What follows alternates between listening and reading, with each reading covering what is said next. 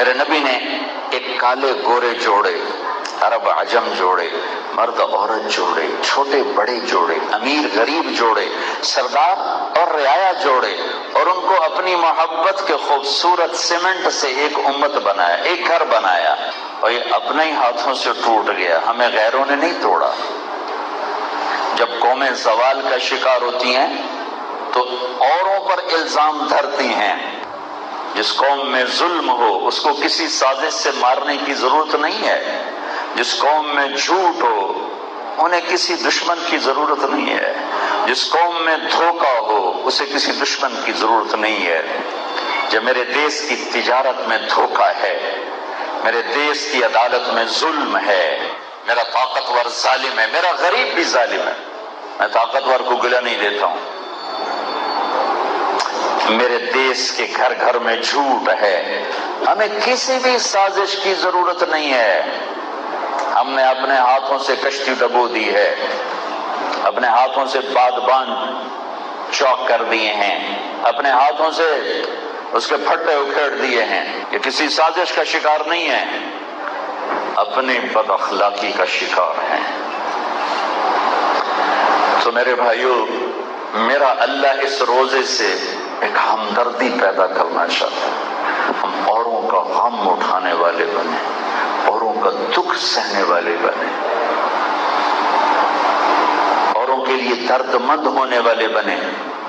حضرت عمر رضی اللہ عنہ 22 لاکھ مربع میل پہ حکومت، 22 لاکھ مربع میل، رات کو گشت میں نکلے ہیں، ایک جگہ آگ جلتی نظر آئی، اپنے خادم کو ساتھ لیا ہوا ہے اسلم، آگے دیکھا ایک عورت ہانڈی چولہے پہ چڑھا کے ڈوئی ہلا رہی اور 4-5 بچے رو رہے ہیں۔ آپ نے کہا بہن یہ بچے کیوں رو رہے ہیں؟ کہا بھائی بھوک کی وجہ سے رو رہے ہیں۔ اس میں کیا ہے؟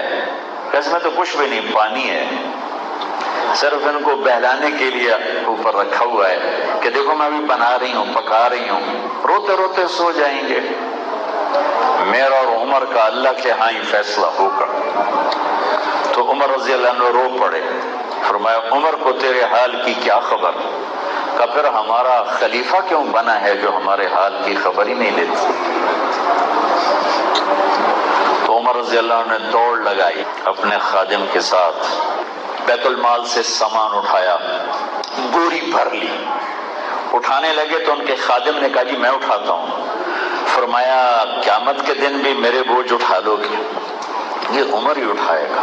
کندھے پہ رکھ لادا اور دوڑتے ہوئے گئے، وہاں جا کے آٹا نکالا، گھی نکالا، کھجور نکالی اور حلوہ تیار کیا، اور لکڑیاں اکٹھی کر کے اس میں آگ جلائی، تو لکڑیاں ذرا گیلی ہوگی تو پھونک مارتے تھے تو دھواں نکلتا تھا، تو حضرت اسلم کہتے ہیں میں امیر المومنین کی داڑھی سے دھواں نکلتا دیکھ رہا تھا، آنکھوں سے پانی، خود بیٹھ کے حلوہ تیار کیا، پلیٹ میں ڈال کے بچوں کو سامنے رکھا، انہوں نے کھایا اور کھا کے کھیلنے لگ گئے، ہنسنے لگ گئے۔ عمر تھوڑی دیر بیٹھے رہے، پھر وہ عورت کہنے لگی بھائی عمر کی بجائے تو اس کا حقدار تھا کہ تجھے خلیفہ بنایا جاتا، یہ نہیں کہا میں ہی عمر ہوں، کہا بہن تو صبح آ جانا، میں عمر سے تیری سفارش کروں گا، میں بھی وہیں ہوں گا، تو آ جانا۔ اور اس کے بعد اٹھ کے چلے تو فرمایا اسلم میں اس لیے بیٹھا رہا کہ میں نے بچوں کو روتے دیکھا تھا، میرا جی چاہا میں نے ہنستا ہوا بھی دیکھا۔ اسی دیش کے کروڑوں بچے رات کو بھوکے سوتے، روتے ہوئے سوتے ہیں، روتے ہوئے اٹھتے ہیں، ماں کی چھاتیوں میں دودھ تلاش کرتے ہیں، ماں کی چھاتیاں خشک ہیں، ان ابلتے آنسوؤں کو پوچھنے والا بھی کوئی نہیں ہے، خود ہی ابلتے ہیں، خود ہی خشک ہوتے ہیں، اور خود ہی ہچکیوں اور آہوں میں سوتے ہیں اور اسی میں اٹھتے ہیں۔ جس ملک کی معیشت سود پر ہوگی اس ملک کے کروڑوں بچے بھوکے سوئیں۔ میرے اللہ نے سود کے خلاف اعلان جنگ کیوں کیا ہے؟ کفر کے خلاف تو نہیں کیا اعلان جنگ، شرک کے خلاف تو اعلان جنگ نہیں کیا، بے نمازی کے خلاف تو اعلان جنگ نہیں کیا، شرابی زانی کے خلاف اعلان جنگ نہیں، سود خور کے خلاف اعلان جنگ کیوں ہے؟ کہ سود انسانیت کے چولہے بجھا دیتا ہے۔ چند ہاتھوں میں پیسہ آ جاتا ہے اور باقی انسانیت سسکنے پر مجبور ہوتی ہے.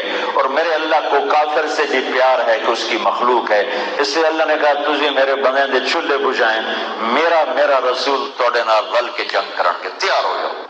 میرے نبی نے معراج میں دیکھا کچھ لوگ ہیں جن کے پیٹ گنبد کی طرح ہیں اور ان کے پیٹ کے اندر سانپ ہیں اندر، اور ان کو کاٹ رہے ہیں اور وہ چیخ رہے ہیں.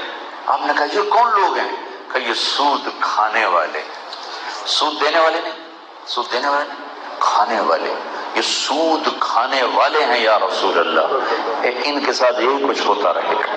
اسلام سخاوت کا دین ہے، سود بخل کا پیغام. اسلام ہمدردی کا دین ہے اور سود طمع اور حرص کا پیغام ہے. اسلام دکھ درد بانٹنے کا دین ہے اور سود اگلے کے منہ سے نوالا کھینچ لینے کا پیغام ہے. اور بینکوں والے تو سود لیتے ہی تھے، اب تو گلی گلی پیسے والے لوگ غریبوں کو سود پہ پیسے دیتے ہیں. کتنے غریب لوگ میرے پاس آئے کھڑے ہوتے ہیں، اور جی 10,000 سود تے لے بیٹھا، 20,000 بھر بیٹھا، 10,000 سر پہ کھلوتا ہے، میری جان چھوڑاؤ. ہمدردی کا دین ہے. میرے نبی نے کس طرح اس محبت کو بانٹا اور کس طرح ایک امت کو بنایا اور کس طرح ہر روپ میں محبت کو تقسیم کیا. اپنے تو اپنے ہیں، غیروں کے ساتھ سنو، غیروں کے ساتھ. آپ ایک سفر سے واپس آ رہے ہیں، آپ سوئے ہوئے ہیں، آپ کی تلوار اوپر لٹکی ہوئی ہے. ایک کافر نے آ کر آپ کی تلوار اٹھائی اور یہاں ماری، یہاں. آپ اٹھ کے بیٹھ گئے تو یوں کہنے لگا کون بچائے گا اب تجھے؟ تو آپ مسکرائے. آپ نے کہا اللہ بچائے گا. تو اس کے ہاتھ کانپے اور تلوار گر گئی. تو آپ نے تلوار اٹھا لی، یوں سیدھی کی. کہا اب تجھے کون بچائے گا؟ کہنے لگا مجھے تو آپ ہی بچاؤ گے. اس کو اللہ کو جانتا ہی نہیں تھا. تو آپ نے فرمایا کلمہ پڑھتے ہو؟ کہا نہیں پڑھتا. کہ جاؤ معاف کی. جنگ خندق ہوئی، کتنی خوفناک جنگ ہوئی کہ آنکھیں پھٹ گئیں صحابہ کی. وَإِذْ زَاغَتِ الْأَبْصَارُ وَبَلَغَتِ الْقُلُوبُ الْحَنَاجِرَ. اس کے فوراً بعد مکے میں قحط آ گیا، قحط. تو آپ نے 300 دینار ابو سفیان کو بھجوائے جو جنگ خندق کا سالار تھا. کہ ابو سفیان مکے میں قحط ہے، میری قوم کو کھلا دے. تو ابو سفیان کہنے لگا قربان جاؤں اے محمد تیرے اخلاق پر، ہم تجھے قتل کرنے کے پیچھے پھر رہے ہیں، تو ہمیں کھانے کھلانے کے پیچھے پھر رہا ہے. آپ مکہ میں فاتحانہ داخل ہو رہے ہیں اور 18 برس ابو سفیان نے ہر قدم پہ آخری حد تک جانے کی کوشش کی ہے، اور آپ اعلان فرماتے ہیں جو ابو سفیان کے گھر میں پناہ لے گا اس کو کچھ نہیں کہا جائے گا. 18 برس جنہوں نے انتہا کر دی ہے وہ حرم میں کھڑے ہیں، آپ بیت اللہ کے دروازے کو یوں پکڑ کے کھڑے ہوئے ہیں، چوکھٹوں پہ ہاتھ رکھا ہوا ہے. میں اب کیا کروں گا؟